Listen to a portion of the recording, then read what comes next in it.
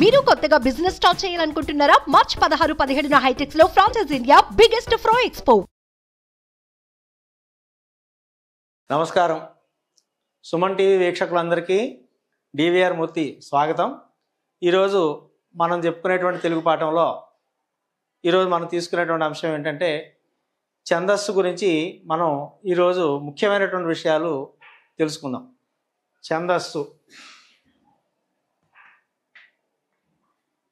ఛందస్సు అంటే పద్య లక్షణాలను తెలిపే శాస్త్రం ఏదైతే ఉందో దాన్ని ఛందస్ శాస్త్రము అని చెప్పేసి అని అంటారు.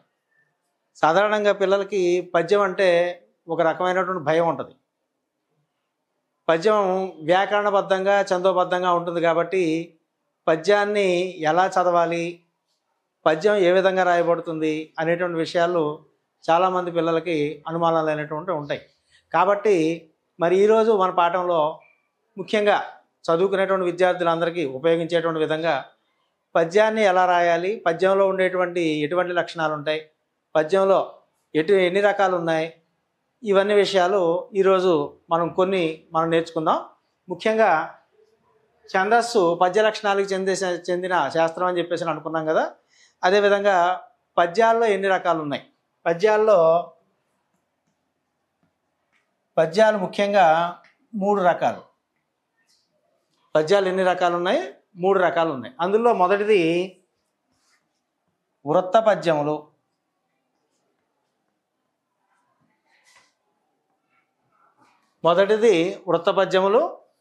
రెండు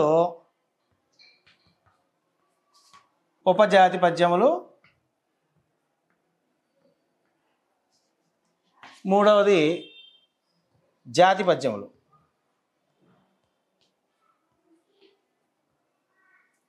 మొదటిది వృత్త పద్యాలు, రెండవది ఉపజాతి పద్యాలు, మూడవది జాతి పద్యములు.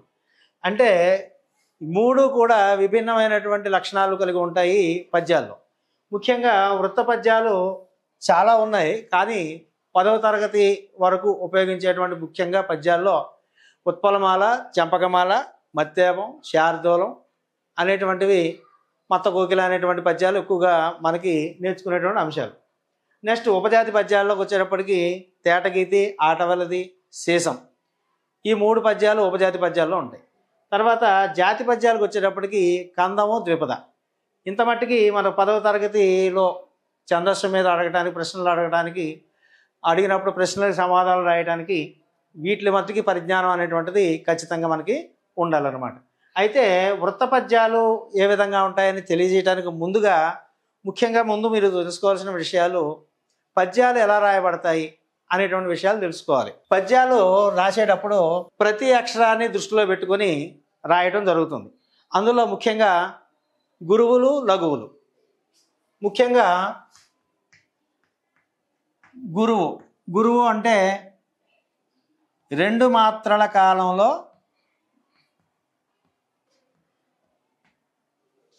పలికేవి. 2 మాత్రల కాలంలో పలకబడే అక్షరాలను గురువులు అని చెప్పేసి అని పిలుస్తారు. మాత్ర అంటే 1 క్షణం అని చెప్పేసి అని అనుకోవాలి. 2 క్షణాలు మనం పలికేటప్పుడు మన శబ్దం, ఉచ్చారణ, ధ్వని 2 క్షణాల పాటు కొనసాగుతుంది. ఆ విధంగా ఉండేటువంటి వాటిని గురువులు అని చెప్పేసి అని అంటారు. గురువుని ఇదో ఇంగ్లీష్ లెటర్ యు అనేటువంటిది ఉంది కదా, ఈ సింబల్ తోటి, ఈ గుర్తుతోటి గురువుని సూచిస్తారు. ఈ యొక్క గుర్తు గురువుకు సంబంధించినట్టు, గురువుకు చెందినటువంటి గుర్తు. అయితే గురువుని దీన్ని గుర్తుపట్టాలంటే దీని యొక్క లక్షణం ఏంటి అంటే 2 మాత్రల కాలంలో పలకబడేటువంటి అక్షరాలు. అంటే ఉదాహరణకి ఆ అనేటువంటి అక్షరం రెండింటి మధ్య తేడా గమనించండి.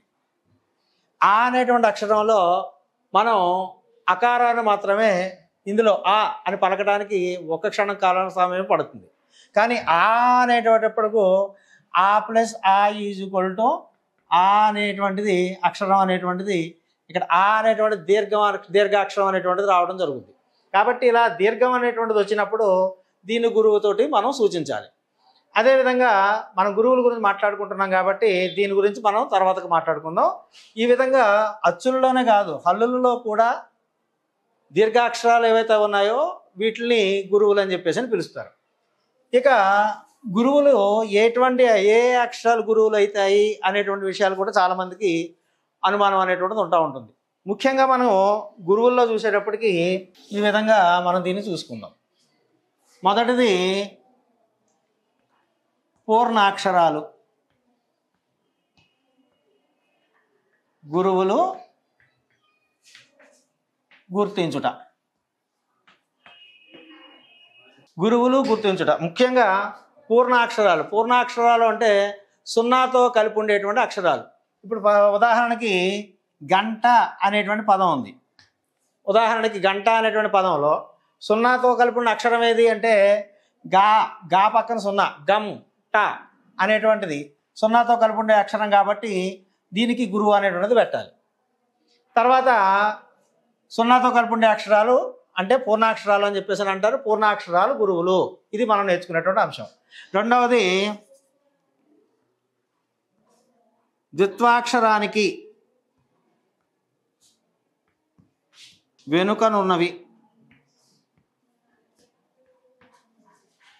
ద్విత్వాక్షరానికి వెనుకుండే ఉండేటువంటి అక్షరాలని గురువులు అని చెప్పేసి పిలుస్తారు. ద్విత్వాక్షరం అంటే ఒక హల్లుకి అదే హల్లు ఒత్తుగా చేరినప్పుడు దాన్ని ద్విత్వాక్షరం అని చెప్పేసి అంటారు. అంటే ఉదాహరణ దా ఉందనుకోండి, దాకి దావత్తు, మాకి మావత్తు, టాకి టావత్తు, ఇలాగా వీటిని ద్విత్వాక్షరము అంటారు. ఒక హల్లుకి అదే హల్లు ఒత్తుగా చేరినప్పుడు దీన్ని ద్విత్వాక్షరము అంటారు. ఈ విషయం మీరు చిన్న క్లాసుల్లో నేర్చుకుని ఉంటారు. అయితే ఇక్కడ ఏం చెప్తున్నామంటే ద్విత్వాక్షరానికి వెనకనుండేటువంటి అక్షరాలని గురువులు అని చెప్పేసి అని అంటాం. ఇక్కడ ద్విత్వాక్షరానికి వెనకుండేటువంటి అక్షరాలు అంటే ఉదాహరణకి చూడండి, పెద్దమ్మ అనే పదం ఉంది. ఉదాహరణకి పెద్దమ్మ అనేటువంటిది ఉదాహరణ. ఇందులో మనకి ద్విత్వాక్షరాలు ఎన్ని ఉన్నాయి? దాకి దావత్తు ఒకటి ఉంది, మాకి మావత్తు. ఈ రెండు కూడా ద్విత్వాక్షరాలే. ఇప్పుడు మనం గుర్తుపెట్టవలసింది ఏంటంటే ఇక్కడ చెప్పినట్టుగా ద్విత్వాక్షరానికి వెనకుండేటువంటి అక్షరాలు గురువులు అని చెప్పినట్టుగా ద్విత్వాక్షరం దాకి దావత్తు ద్విత్వాక్షరం. దీనికి వెనకుండేటువంటి అక్షరం ఇది పే. పే అనేటువంటిది పొట్టి అక్షరం, అంటే దీర్ఘం లేకపోయినప్పటికీ కూడా ఇది గురువే పెట్టాలి. ఎందుకు పెట్టాలంటే దీనికి ముందు ద్విత్వాక్షరం ఉంది కాబట్టి ఇది గురువు అవుతుంది.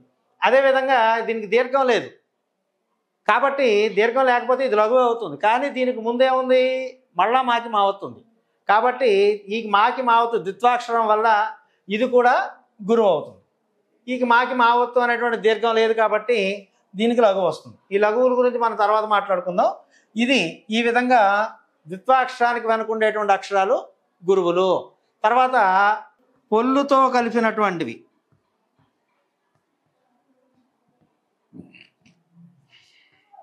పొల్లు హల్లుతో కూడినటువంటి అక్షరాలు. పొల్లు హల్లుతో కూడినటువంటి అక్షరాలు ఏంటంటే పొల్లు అంటే ఇప్పుడు వచ్చన్ అనేటువంటి పదం ఉంది. ఇందులో పొల్లు హల్లు ఏది? అన్న అనేటువంటిది. ఇక్కడ మనకు పొల్లు హల్లుతో కూడినటువంటి అక్షరాలు అంటే చిన్న అనేటువంటిది ఒకే అక్షరం. ఈ చిన్న అనేటువంటిదే పొల్లు హల్లుతో కూడినటువంటి అక్షరం కాబట్టి దీన్ని గురువుగా పెట్టాలి. ఇది గురువు ఎందుకు అయిందంటే దీనికి ముందు ద్విత్వాక్షరం ఉంది కాబట్టి ఇందులో ఉండేటువంటి అక్షరాలు ఎన్ని అంటే రెండే అక్షరాలు, వా చెన్ అనేటువంటిది. ఈ విధంగా మనం గురువుని పొల్లు హల్లుతో కూడినటువంటి అక్షరాలుగా చెప్పవచ్చు. తర్వాత మున్నులు అనేటువంటి పదం ఉందనుకోండి. ఇంకో ఉదాహరణలో ఇందులో మున్నులు అనేటువంటి పదం ఉంది. ఇందులో నుళ్ళు అనేటువంటిది ద్విత్వాక్షర పొల్లు హల్లుతో కూడినటువంటి అక్షరం కాబట్టి ఇందులో ఉండేటువంటి అక్షరాలు ఎన్ని అంటే రెండే, ము ఒకటి, నుళ్ళు ఒకటి. కాబట్టి ము లఘువు అవుతుంది, నుళ్ళు అనేటువంటిది గురువు అవుతుంది. ఆ పొల్లు హల్లుతో కలిపి ఉండే అక్షరం పొట్టి అక్షరం అయినప్పటికీ కూడా దాన్ని మనం గురువు పెట్టాలి. అదేవిధంగా సంయుక్తాక్షరానికి వెనకనున్నవి.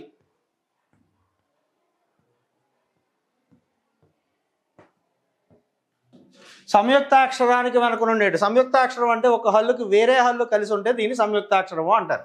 అంటే ఉదాహరణకి పద్మ అనేటువంటి పదం ఉంది. పద్మ అనేటువంటి దాంట్లో దాకి మావత్తు, దీన్ని సంయుక్తాక్షరం అంటారు. ఇక్కడ చూడండి, ద్విత్వాక్షరం అంటే ఒక హల్లుకి అదే హల్లు కలిసి ఉంటే ద్విత్వాక్షరం, ఒక హల్లుకి వేరే హల్లు కలిస్తే సంయుక్తాక్షరం. ఈ విషయాన్ని మనం ఖచ్చితంగా గమనించాలి. ఇక్కడ పద్మ అనేటువంటి సంయుక్తాక్షరానికి ఇంతకుముందు దీనికి ద్విత్వాక్షరానికి వెనక ఉన్నటువంటిది ఏ విధంగా అయితే గురువైందో అదేవిధంగా సంయుక్తాక్షరానికి వెనక ఉన్నటువంటిది కూడా ఖచ్చితంగా ఈ విధంగానే గురువు అవుతుంది అనమాట. అంటే పద్మ అనేటువంటి దాంట్లో పా అనేటువంటిది ఈ దీర్ఘం లేకపోయినప్పటికీ కూడా గురువు అవుతుంది. ఎందుకు అవుతుందంటే దీనికి ముందు సంయుక్తాక్షరం ఉంది కాబట్టి. దానికి దీర్ఘం లేదు కాబట్టి ఇది కూడా లఘువు అవుతుంది. ఈ విధంగా సంయుక్తాక్షరానికి వెనుక ఉండేటువంటివి గురువులు అవుతాయి. ఇక్కడ మనం ఈరోజు మనం తెలుసుకున్నటువంటి విషయాల్లో ముఖ్యంగా పూర్ణాక్షరాలు అంటే సున్నాతో కలిపి ఉండే అక్షరాలు, ద్విత్వాక్షరానికి వెనకుండా ఉండేటువంటి అక్షరాలు, అదేవిధంగా పుల్హల్లుతో కలిపినటువంటి అక్షరాలు, సంయుక్తాక్షరానికి వెనక ఉండేటువంటి అక్షరాలని గురువులు అవుతాయి. కాబట్టి ఈ విధంగా గురువులు ఏ విధంగా అవుతాయి అనేటువంటి విషయాలు తెలుసుకుంటే మరి మళ్ళా తర్వాత కార్యక్రమంలో లఘువులు వాటి యొక్క లక్షణాలు అనేటువంటివి మీరు తెలుసుకుందరు. కానీ ఆ తర్వాత పద్యాలు ఏ విధంగా రాయాలి, పద్యాన్ని మీ అంతరం మీరు పద్యం ఎలా రాయగలుగుతారు అనేటువంటి విషయాలు తర్వాత కార్యక్రమంలో తెలుసుకుందామా. మరి అందాక మరి ఈ డివిఆర్ మూర్తికి సెలవా. నమస్కారం. సుమన్ టీవీలో మీ పర్సనల్ అండ్ బిజినెస్ ప్రమోషన్స్ కోసం కింది నెంబర్కి కాంటాక్ట్ చేయండి.